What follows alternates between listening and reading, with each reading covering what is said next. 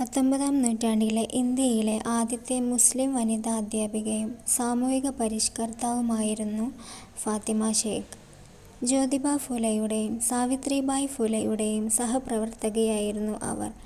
തുടർന്ന് അഹമ്മദ് നഗറിലെ അമേരിക്കൻ മിഷണറിയായ സിന്ധിയ ഫറാറിൽ നിന്ന് ഷേഖും സാവിത്രിബായും അധ്യാപക പരിശീലനം നേടി. 1848-ൽ ഉസ്മാൻ ഷേഖിൻ്റെ വീടിൻ്റെ ഒരു ഭാഗത്ത് ഇൻഡിജീനിയസ് ലൈബ്രറി എന്ന പേരിൽ അവർ തങ്ങളുടെ ആദ്യത്തെ പെൺകുട്ടികൾക്കുള്ള സ്കൂൾ സ്ഥാപിച്ചു.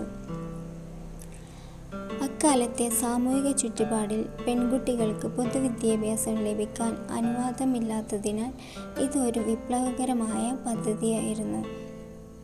1851-ൽ ജൂലൈ തോമസ് എറിസ്കിൻ പെറിയുടെ സാമ്പത്തിക സഹായത്തോടെ ഫുലെ സ്ഥാപിച്ച 2 സ്കൂളുകളിൽ സാവിത്രിബായ് ഫുലെയോടൊപ്പം ഫാത്തിമ ഷേഖും പഠിപ്പിച്ചു.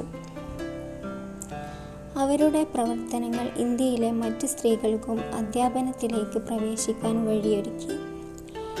ജനുവരി 9 അവരുടെ ജനനത്തീയതി പലരും കണക്കാക്കുന്നത്.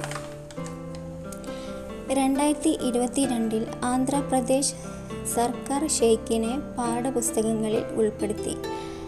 അവരുടെ പേരിൽ വായനാ വൃത്തങ്ങൾ സ്ഥാപിക്കുകയും ഷഹീൻബാഗ് പ്രതിഷേധ സ്ഥലത്തെ ഒരു ലൈബ്രറിക്ക് അവരുടെയും സാവിത്രിബായിയുടെയും പേര് നൽകുകയും ചെയ്തു.